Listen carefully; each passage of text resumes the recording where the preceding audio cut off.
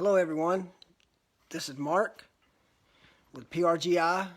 We're here in Tennessee at a residence. What we're going to do is we're going to interview the family. We've been investigating for about an hour, and we've already had Native American chanting, voices, REM pod hit, K2 hits, things of that nature. So if anyone's tuned in, please let me know you're there. I'm getting the live feed set up so that I can see your comments. Thank you for joining us.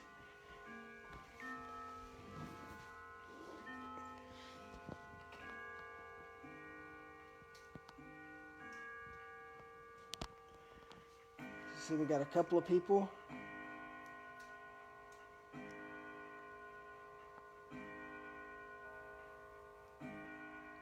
What you're hearing right now is the grandfather clock going off.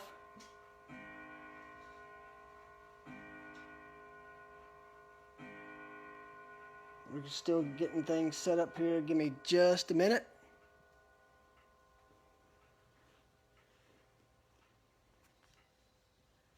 And as I speak, we're getting K2 hits. See if you can see that going off right there.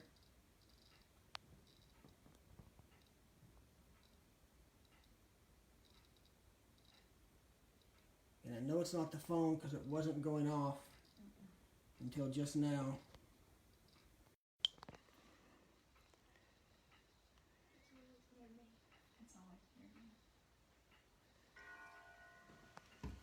Hey, Aaron, Eddie, Frankie.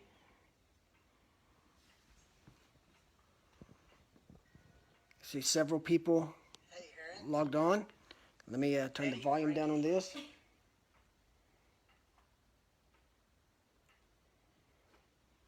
Okay, because of our location, we do have just a slight delay, so I will be able to see your comments. But what we're going to do now is I'm just going to talk with the family, introduce you to them, and they're going to tell you a little bit about the history of the place, some of the occurrences that they've experienced, and this is something we don't do very often, but this family's been nice enough to share with you guys exactly what's been going on here. So let me introduce the family first. If I can get this turned around. This is Amy, Anna, James. So we'll start with Amy. Amy, if you could tell us a little bit about the history of this land, and then kind of go into some of the things that you've experienced recently, please. Okay. The history of the land is very rich in Native American history as well as Civil War history. We are located in a part of southeast Tennessee that is very rich in this history. We live on land that has an original house that is still standing, that the landowner was a flour grist mill owner, operator, and worked the land, until he was, the Union Army came through and shot him on the property, but he did not die from his wound immediately. He died of lead poisoning on the property from the shot. We have, my husband's family acquired the land back in the 1950s, mid to late 1950s. We have actually, my husband's lived here since he was probably 12 in this house that we live in now. We have actually lived back here since 2003, and just kind of back and forth. We kind of blew it off as just kind of, that we really didn't see that, we really didn't think that was happening, kind of incidences things, we would lay keys down, change down, candy down, and they would be moved in different locations, different spots.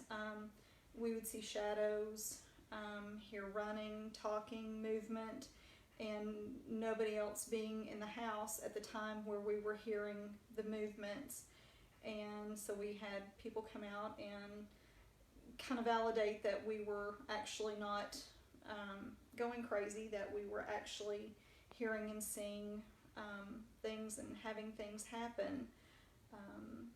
From this, we've had some significant things happen. We've had some funny things happen. We've had several, we've had some scary things happen at times. So, we've but never threatened. Never really felt threatened. We've had full body apparitions. We've had voices, smells, sounds, things, like I said, things being moved. We have had things thrown, not at us, but just across the room, I think, to get our attention, to let us know that they are definitely here. So, Anna, what experiences have you had here? Well, I remember when I was younger, I had a karaoke machine, and it was plugged up right there, and I used to love to sing in here all the time. And I'd be plugged up, and I remember one day when I was singing, and I looked over, and there was like a little girl, who was shorter than me, and she was watching me, and I was like, well, this is awkward. And then when I was a lot younger, I don't know how I still remember this, but I was downstairs in my parents' bathroom, and I saw like a full-grown man facing like the left of where I was standing, and he had a hat and everything. I remember that. And then otherwise just walking and whispering. So that's basically it. and she actually picked this gentleman's picture out of it was actually his wedding photo out of an archive library photo of the gentleman, and it was the landowner that used to own this land. And because she described him and what he was wearing, so we started looking for pictures and things of what this gentleman looked like, and she picked him out before we could even say who he was, or she was just like, that's him, that's the man that was in the bathroom. And she was about 3.5 years old at the time that this happened. So It really, really interesting. James, what about you? Can you share some of your experiences that you've had here? I think my most memorable experience is I was touched. It didn't really scare me. We were sitting down in the den, and we had a boxer, and she would always, when she'd go by you, she'd rub up against you. And I was, sitting in the floor one evening, and something kind of brushed my back, going from left to right, and I looked to my right, and there was nothing there, and I looked to my left, and the boxer was laying in the floor, and my shirt actually moved when I was brushed up against. So that's one of the experiences that I had, the most memorable one. What's really interesting, guys, is the history of this land shows that there were several Native American encampments. Something else that's really interesting is, as I'm talking, when I said Native American again, the K meter went off, and then it stops when I stop talking about the Native Americans. So we'll see if it goes off again. But both Union and Confederate soldiers marched through this land on this exact spot, headed towards the Battle of Chickamauga, if I'm correct. There were also two separate chiefs in the area. Can you elaborate a little bit more on that, please? yes, Chief Dragon Canoe and Chief Black Fox were in this area, as well as Chief Drumgool, who was, I believe, Dragon Canoe's nephew, I believe. I think so. That's very in the close proximity of this area that we live in. We're also very close to Red Clay State Park here in Tennessee. It borders right there on the Tennessee-Georgia line. As a lot of people know, that's where it was the capital of the Cherokees, and that was key in the Cherokee removal. So that's, we're very, very close there. We had about a mile and a half up north of us. We actually had 2 train derailments that were carrying Confederate soldiers. One derailed, and it was carrying, I believe, 270. 98. I think it was 270. Maybe. Confederate soldiers on the way to Chickamauga to fight, and the train derailed because of Union soldiers, and 268 were killed on that train, and 2 later died at the hospital in town.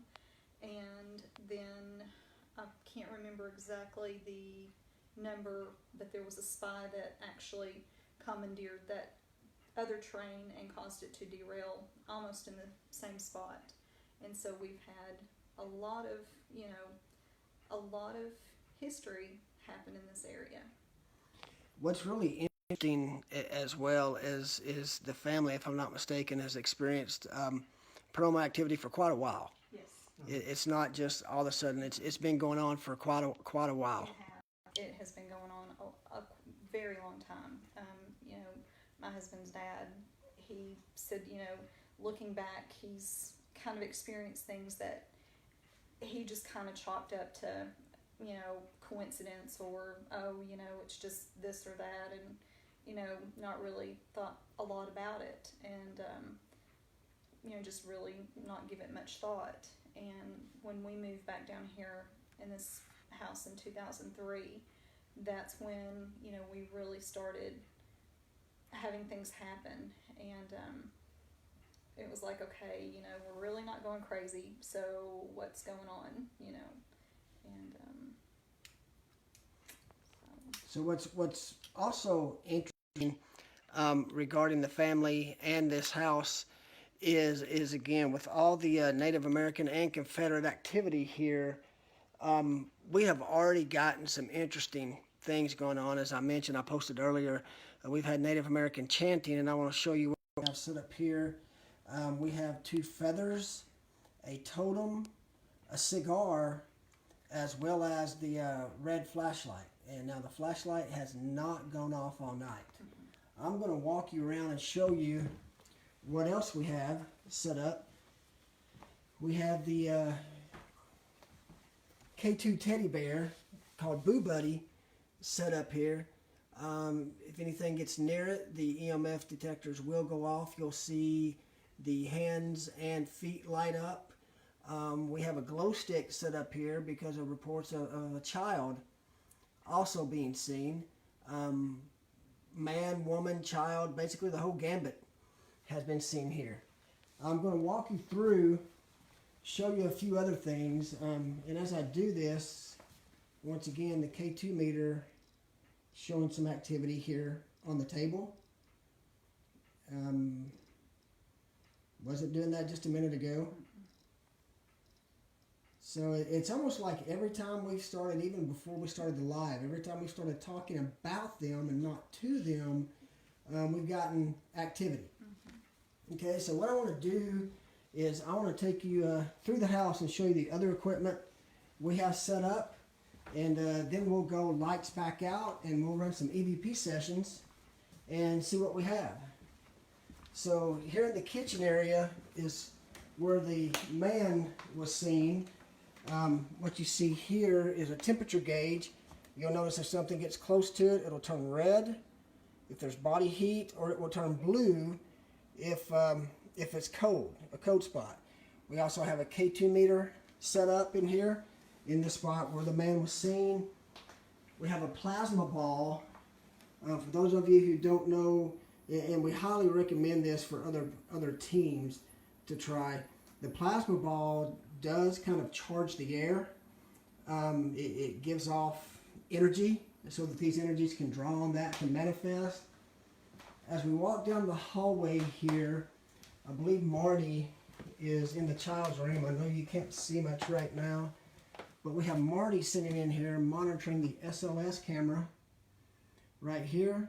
We also have a REM pod set up in the floor earlier, and I'm going to scoot just by Marty. I'm going to show you the REM pod as I walk in. And earlier, Marty was in here by himself while the family and I were in there asking questions regarding Native American spirits. And Marty had a pretty unique experience in here. Marty, if you could share with everybody what occurred while you were in here by yourself.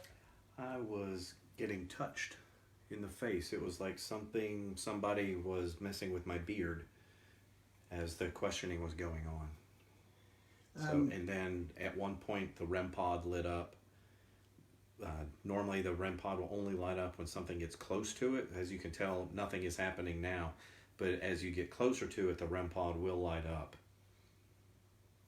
He also says something about shadow play. Yes, there was a little shadow plane here over kind of in the area that you're viewing right now by the chair.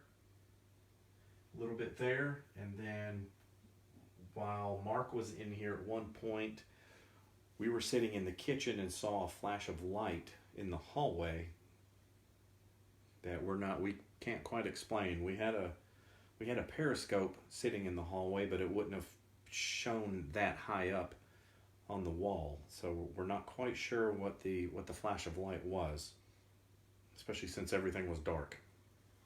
So already some interesting occurrences. And again, as I walk past Marty, I'll show you the SLS here as he's viewing it. Since he did see the shadow play in here, we've moved the SLS camera in here, so he's going to be monitoring this. Just so you know how it works, should be able to see me now. Can you step back just a little bit, Marty?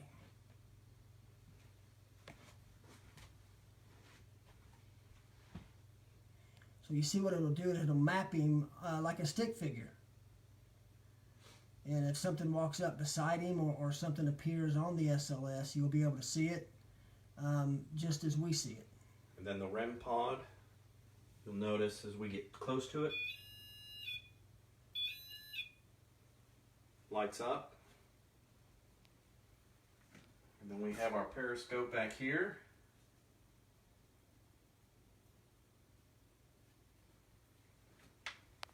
So what we're going to do now is I'm going to walk you back down the hallway. And again, I know it's dark. I'll grab a light to illuminate here in just a moment.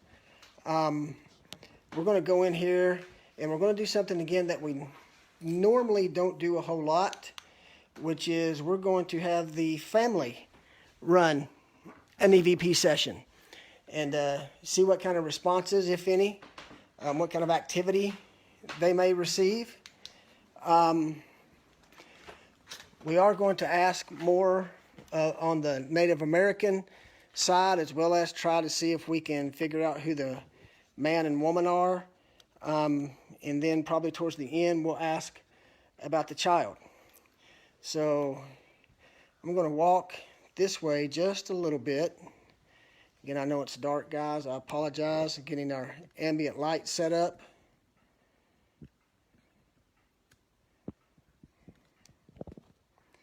Turn this camera around. Here we go.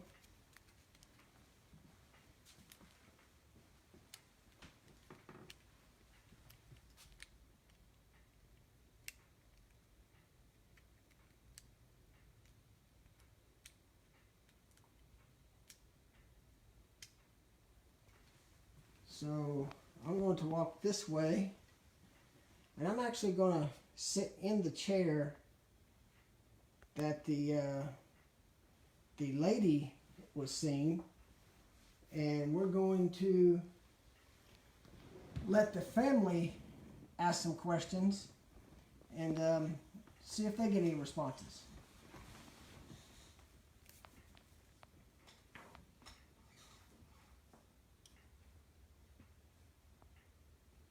Can you tell me why you're here?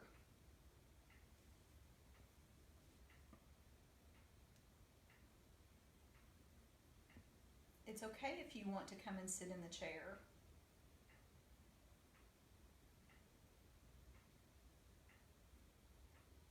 Are you attached to the land?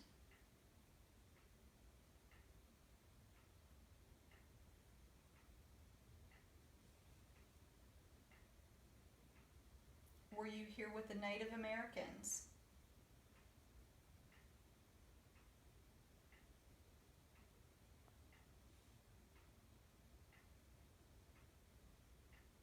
Are you kin to Chief Black Fox?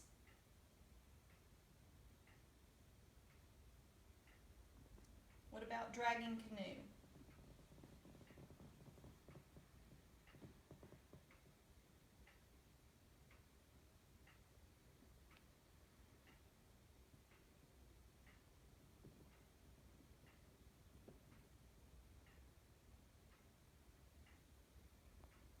Is there a child in here with us?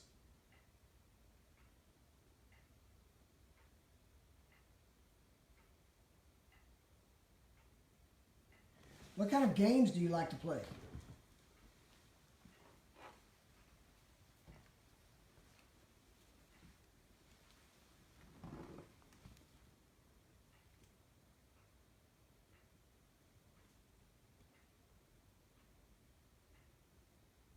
Can you turn on this light?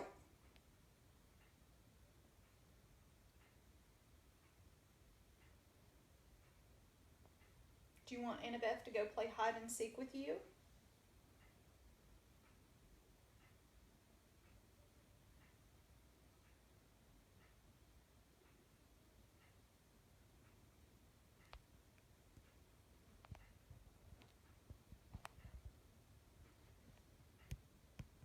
Can you go back there and touch Marty like you did earlier?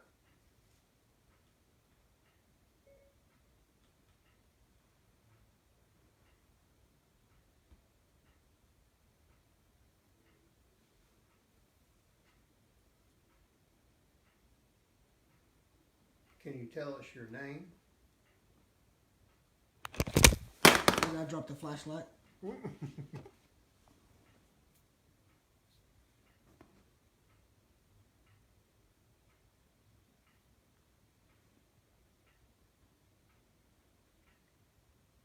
Man, woman, child. Can you tell us your name?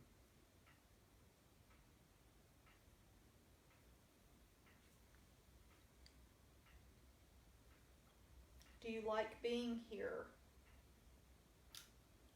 Do you feel safe in this house?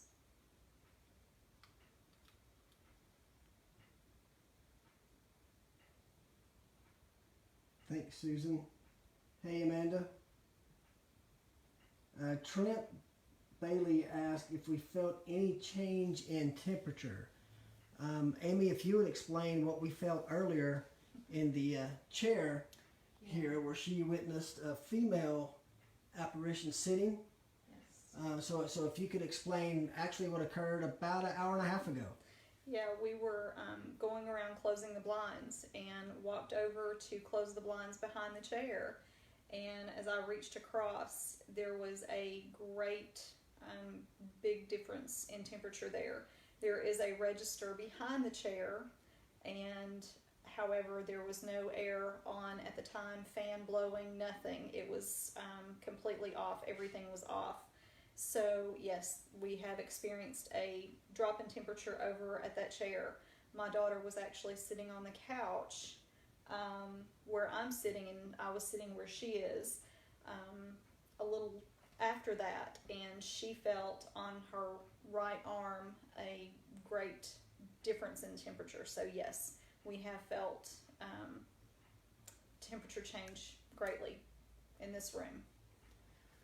What we'll do here in just a minute is we will get the temperature gun, and we'll see if we can record any temperature changes live. Again, when we do these live sessions, there's nothing rehearsed, nothing set up. We may record activity, we may record nothing. But as you guys, a lot of you know, some of you guys like Heath and Amanda, who couldn't be with us tonight. But sometimes you may think there's nothing going on. And then we'll get back and review all the evidence. And we've got all sorts of voices and footsteps and things of that nature. But this is what home investigations are all about, is finding answers for the family. If you've never investigated a home and you're starting out in the paranormal field, highly recommend that you do your research first. Research the address, research the property, the area, the county, because we also know that there are burial mounds Yes. in the area. There was also, Amy, if you could explain the what's called the hanging tree. Oh gosh. Actually, I'm going to let my husband, because since this was his family land, he actually showed me and told me about it. So he knows more about it than, but I'll kind of jump back in at the end of the story. But he can give you the history of the tree. Well, when I was growing up, there was a tree that was on my grandfather's land, and it still had rope burns on it where they would hang people and stuff. And the tree is no longer there. It has since rotted, and it rotted so much that they went ahead and just took the rest of it down. And I took Amy up there, when we first started dating, and showed her and stuff. And it's always kind of real eerie around that area. It is. And I think Mark and them, when they come down to do an investigation, it's been a couple of years ago, I guess, maybe even 3 or 4, I'm not sure. But during their EVP session, when they were, trying to get some activity, around that tree, once they reviewed the evidence, you could hear like a hammer hitting an anvil, and it was just real eerie to hear that. He let us listen to it, and I think Amy actually had an EV recorder too, and we could hear it on that one too. So it just wasn't just one of them. It was a couple different devices that you could hear that on. So There was actually, it was almost like you could actually hear an audible man screaming after you heard like 3, I think there was like 3 strikes of like what sounded like metal on metal, and then you heard a very audible, painful scream. And wasn't there a help also? yes, there was I think that was the help. There was And a help. yes. And As we're talking, I need to give a shout out to my sister. Hello, sister. Haven't talked to you in a bit. It's been too long, but thanks for checking us out. Kobe was asking a question of the family. He asked, is it not scary to sleep here with the activity that goes on? Not scary. There are times when you wake up startled, especially when you've got somebody standing beside of you watching you sleep at times, and you think that it's, your child standing beside of you, just kind of looking over you, and you kind of open your eyes and turn on a light, and they're not there. So, but no, it's not scary at all, because like my husband said, there's nothing ever, we've never felt threatened, we've never felt harmed in any way, shape, or form. There's nothing ever been negative or malicious here at all, at any time we've ever felt that. So there you go, Kobe. Good question. And if you guys have any more questions for the family, again, we want to thank the family for willing to share. There's a lot of people out there, and we've talked to them. We've done several investigations ourselves, where the family did not want to be recognized, where they just wanted it between us and them. We didn't publish anything. Some people are just leery about coming forward. But the more people that are brave enough to come forward, share their experiences, maybe it will influence others because there's a lot of activity that goes on that the general public just doesn't know about. That helps us to find the answers that we're looking for. So what we're going to do now is I'm going to go back and join Marty. We're going to run an EVP session, and we'll just let you view the SLS camera with us as we're viewing it.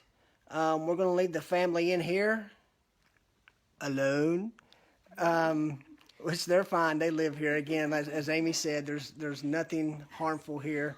Exactly. So I'm going to walk you back down the hallway to Marty in the child's room, and we'll run an EVP session. Then we'll come back in here, set up the flashlight, run a flashlight session with the family, and see what happens. I think what we'll do with the family, simply because we were getting activity when we were asking Native American, is we'll go back to the Native American angle, asking questions regarding that, see if we can't get more activity on the K2. And if you'll notice, K2 was going off earlier, and the whole time that we've been talking, it hasn't done a thing. Nothing. So that's interesting. Well, also, we do have a totem over there and a replica small peace pipe. So we're going to join Marty back here for an SLS session as we're walking again through the kitchen, down the hallway.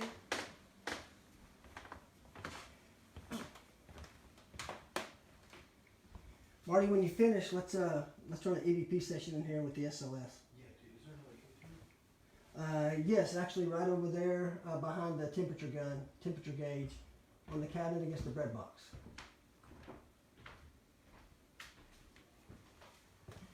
So we're walking down the hallway. Again, here's the SLS. I'll have a seat right here. There's the REM pod, the periscope over there, as Marty showed you earlier.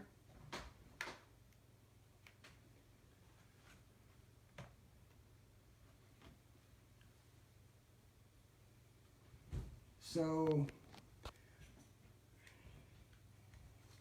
here is our view from the SLS, and let's just see if anything happens together.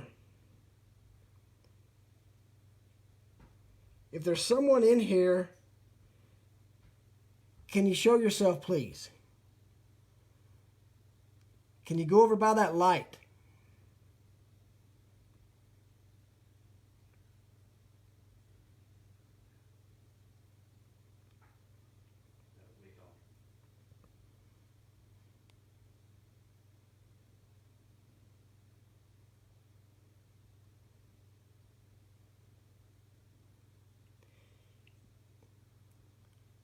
Do you want to play with one of the toys in here?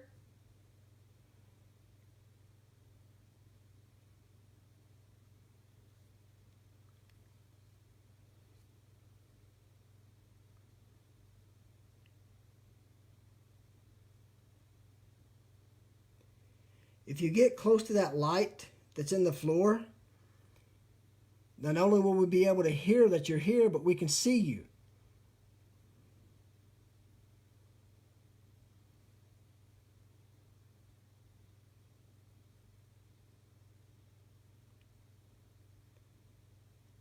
Is there a child in here who wants to play?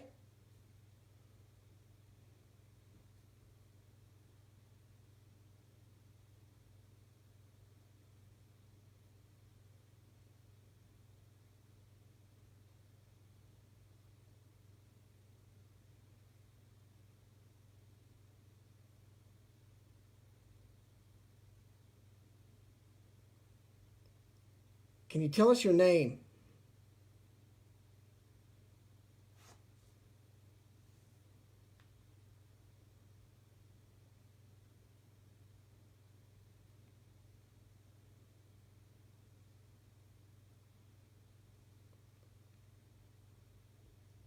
Why do you stay here?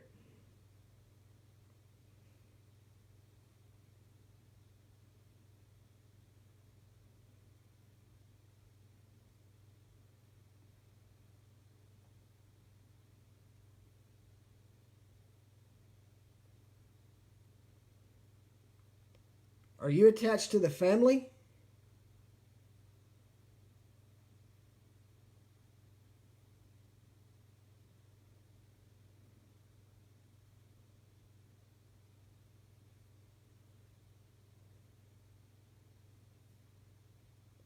Are you attached to the land?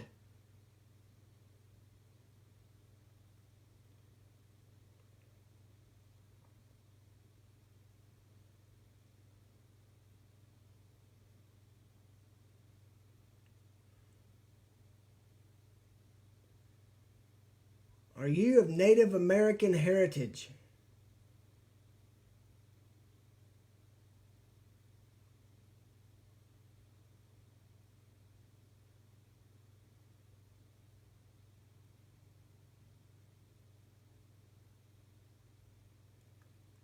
I'm not sure if you guys could hear that, but there was just a low moan.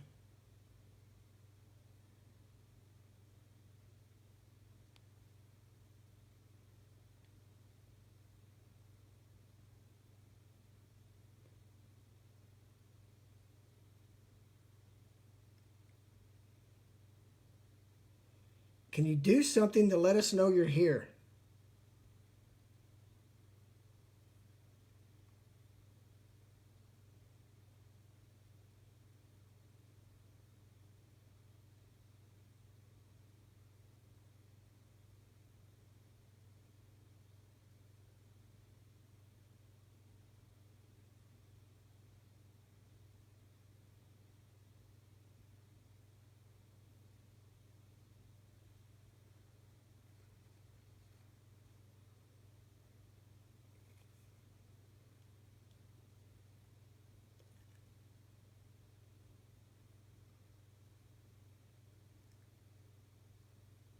Did you hunt on these lands?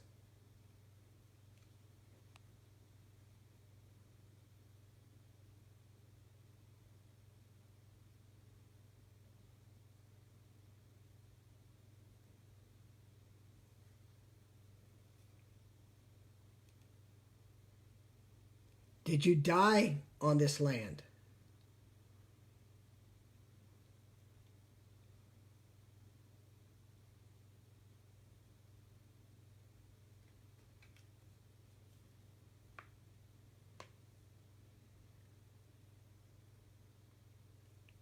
So we're not getting anything on the SLS.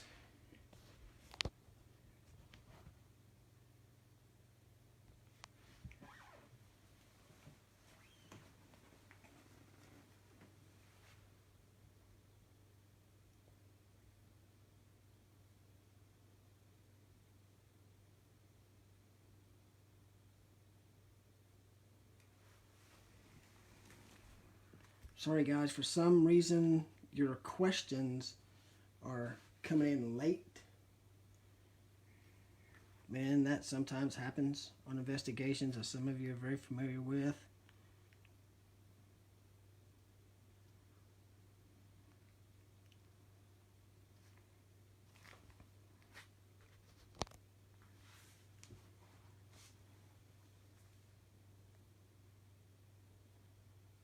Cindy asked where this is at.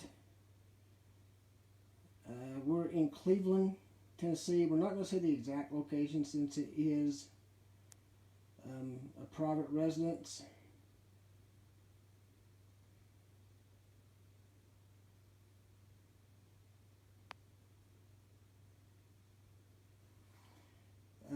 William asked, hey Mark, what's the SLS mean? Newbie here.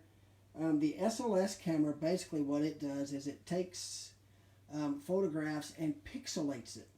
It's very similar. So say if you have a Nintendo Wii or something like that, how it detects your movement, there's hundreds of little dots that map out figures and things of that nature.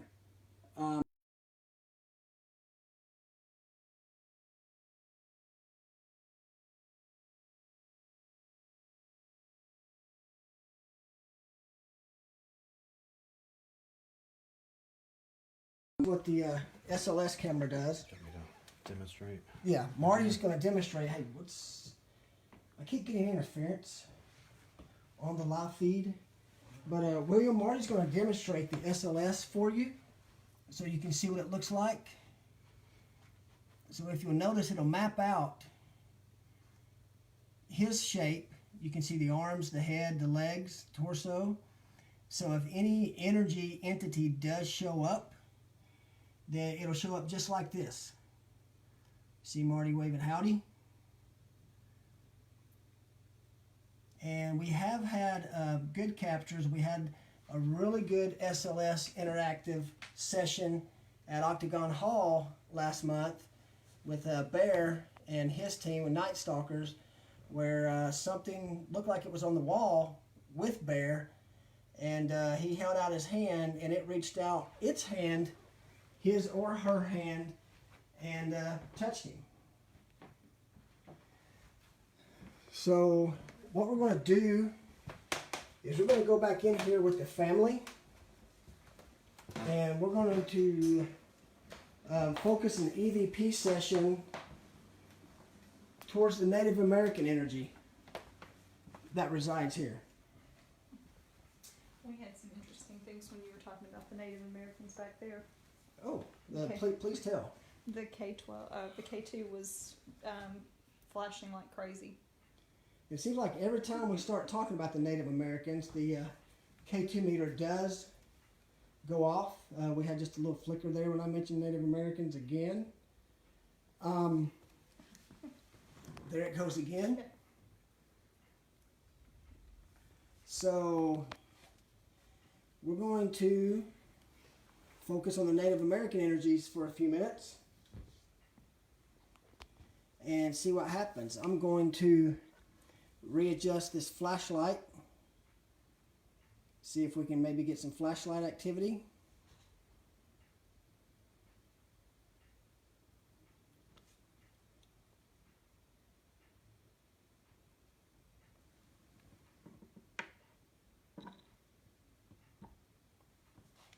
So you can see the flashlight here. Let's scoot over just a little bit so you can see it a little bit better. And what we like to do, guys, when we're running the EVP sessions is we'll just ask the questions and then have about 5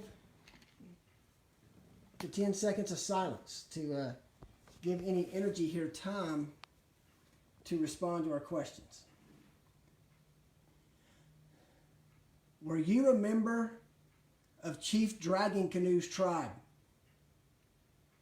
If you were, can you light up that meter? Light up that light? Let us know you're here.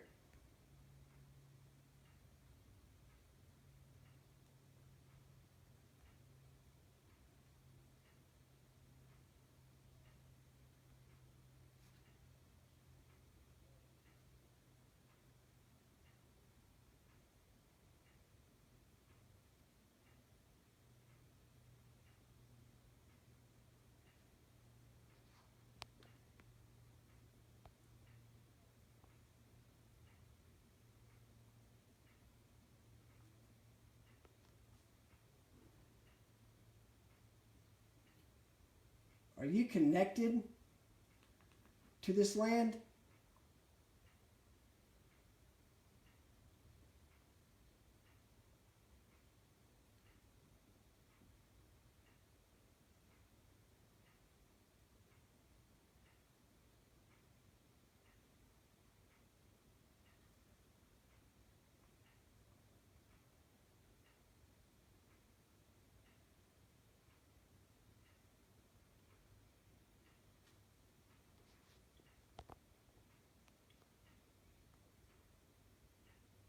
Did you die here?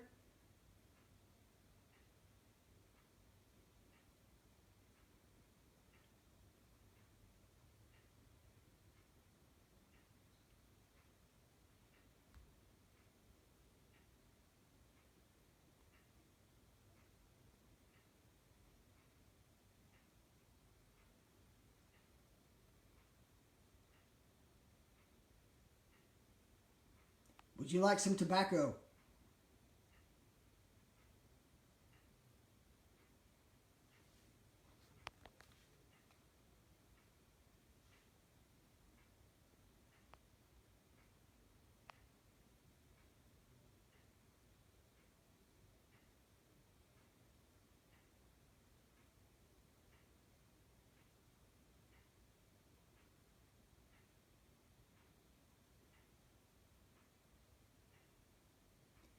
Would you like one of these feathers?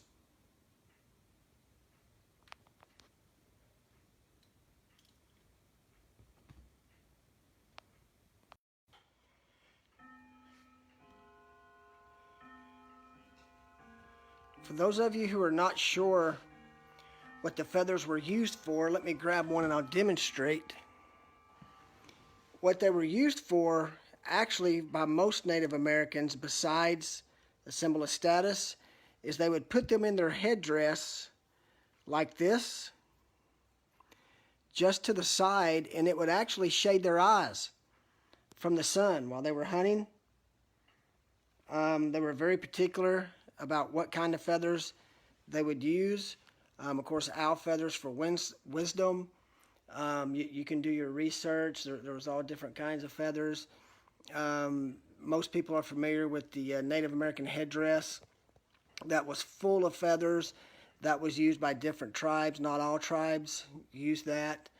But again, we do know that two separate tribes were here. If you're not familiar with Chief Dragon Canoe, he actually united several different tribes of Indians to fight against the white man.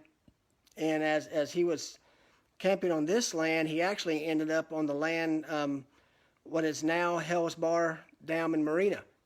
And you guys who tuned in for our live session there know the history there. Lots of skirmishes and battles until they were run off the land, and then TVA bought the land and flooded it. And there's a lot of energy in that area. It seems like everywhere we go in the Southeast where there were Native American encampments or activity, then we seem to get a lot of activity regarding our founding fathers, as I call them, the Indians, Native Americans who were here first. I'm very partial because I'm Cherokee, and they were very much mistreated by us, and we owe them a debt of gratitude actually for cultivating the lands. And just read your history books. But I want to show you also another aspect of our investigation we're using tonight. I'm going to turn this camera back around. And what you're going to see is I'm going to hook up our FLIR. And so we'll do a walkthrough with the FLIR and see if anything shows up. So let me turn this light off. So what you're seeing, and once I hit record, you'll see what you're seeing here is I'll pan it over towards the family. As you can see, it picks up their body heat, the radiant temperature from them. So we're going to do a walkthrough, strictly showing you the FLIR, as well as I'm going to step back away from the family and let them ask some questions regarding the Native American, and we'll see if anything shows up around them. So guys, if you guys would go ahead and ask some questions.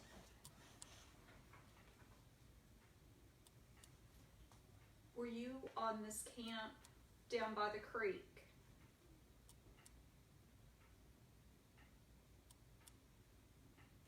Did you have a settlement down by Red Clay?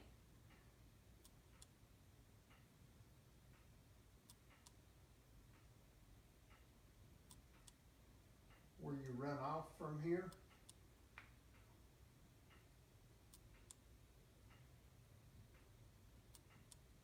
Were you forced to leave this land?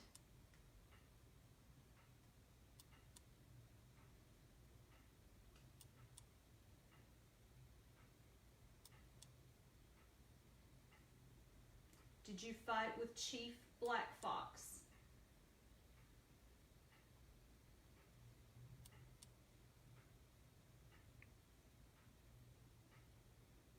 Chief Drumgool?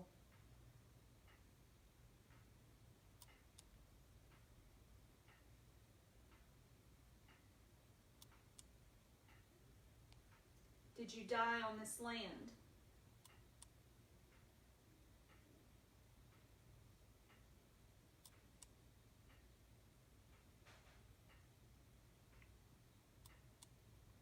Marty, are you in the kitchen? Sounded like a noise in the kitchen just then. I don't know if you guys could hear that. I think it was him, Marty, down the hallway. Okay.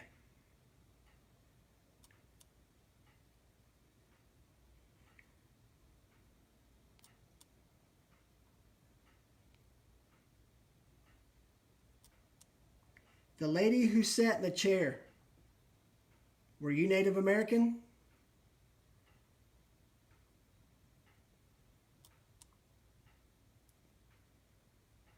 Can you understand what we're saying?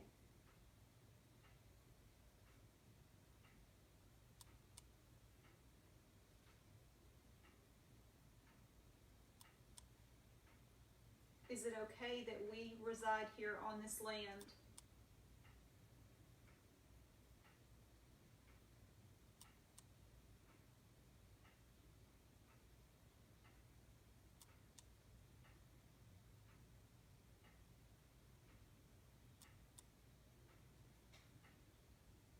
Does it upset you that we're here?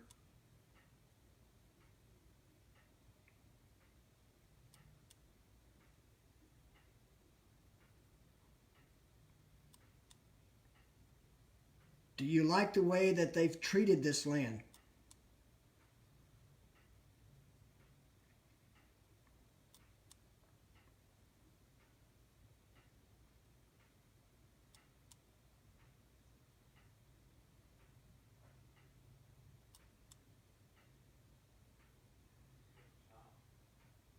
No, we didn't. Was that you? We just had a loud knock In the kitchen. towards the kitchen, so we'll walk towards the kitchen area. What animals did you hunt on this land?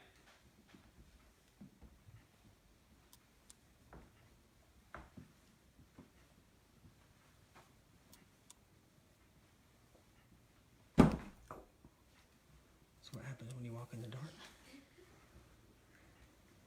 See your chest to the shin.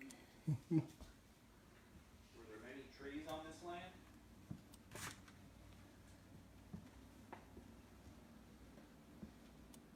Plasma ball.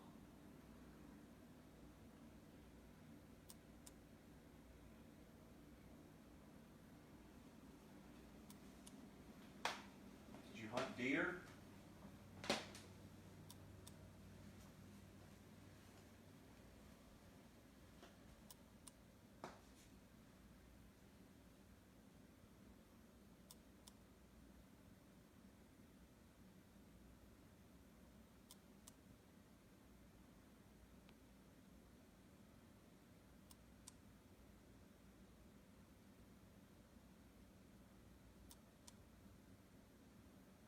Was your camp nearby? Yes.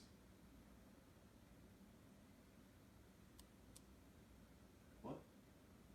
Yeah. I thought you was asking me if their camp was nearby. Oh, no.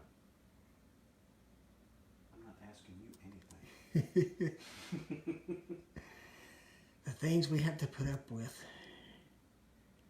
Now, if you answer through him, very cool. Definitely.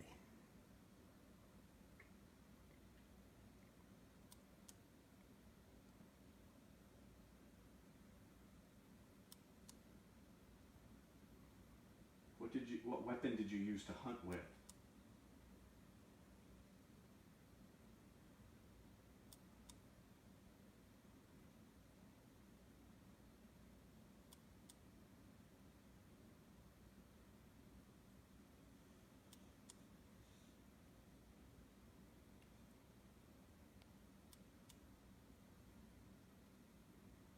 Did you have any kids?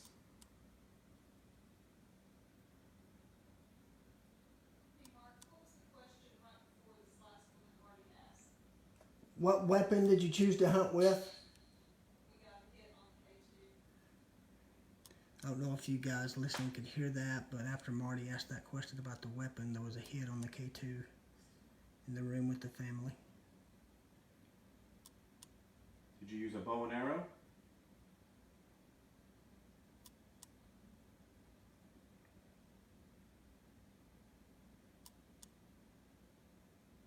spear.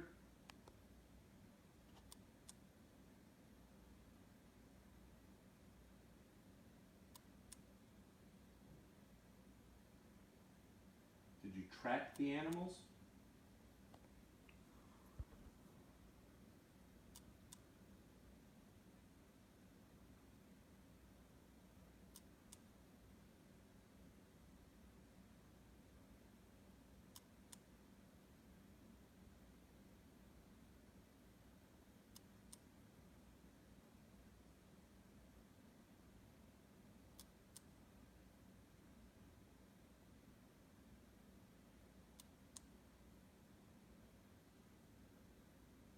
How long did you stay here?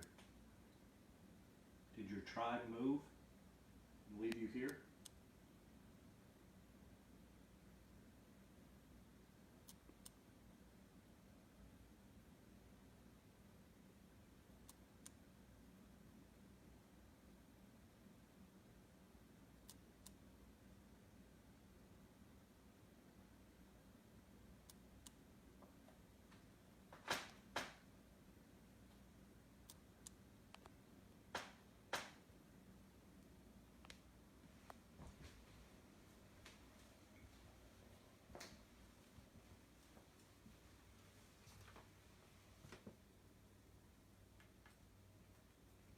Can you come back here and touch one of these pieces of equipment we have?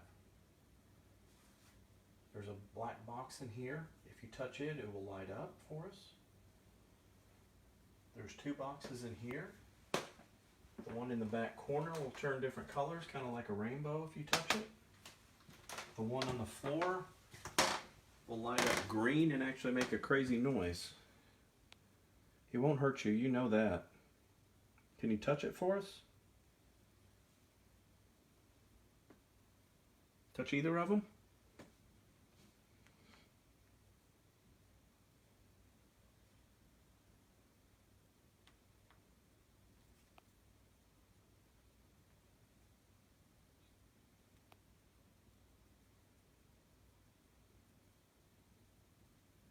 Where you run off of this land.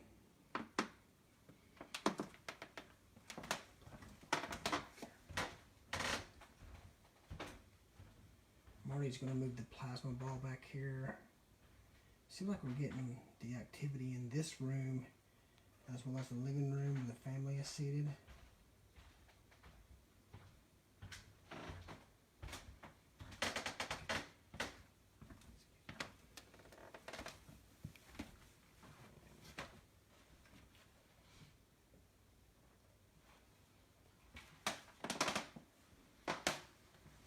So Marty's setting that up. We're going to walk back this way.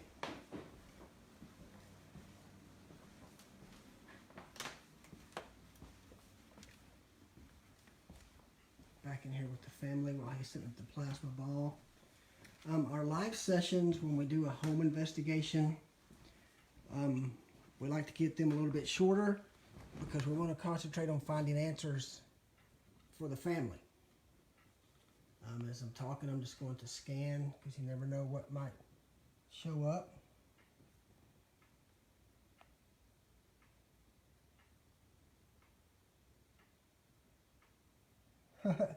Sabrina Ann Hawes says, so phony. You know, Sabrina, we don't force anyone to believe anything. You know, believe what you want. Our whole motto is we meant you decide. You know, if you think it's phony, that's fine. I highly recommend that you, you know, visit some places, try to experience something for yourself. Not everybody believes in the paranormal, and we're not going to force you or try to talk you into believing anything. People make up their own mind about things. But Sabrina, we do appreciate your comment and appreciate you checking us out. The only thing I would say is open up your mind to the possibilities that are surrounding you in this world. You can, you know, put any comments you want to. on our Facebook page, and we'll just let the people who have followed us on several investigations speak for us. We don't fake anything. We don't try to make anything happen to make it exciting like the television shows. What you see during a live session is what you get. I know it seemed kind of quiet tonight, but that's usually the way it goes with a home investigation. A lot of the activity you catch while you're reviewing the evidence, and that's just a home investigation. Yeah, we advise you to stay skeptical. But in our defense, I will say phony, no. We have a very good reputation for being trustworthy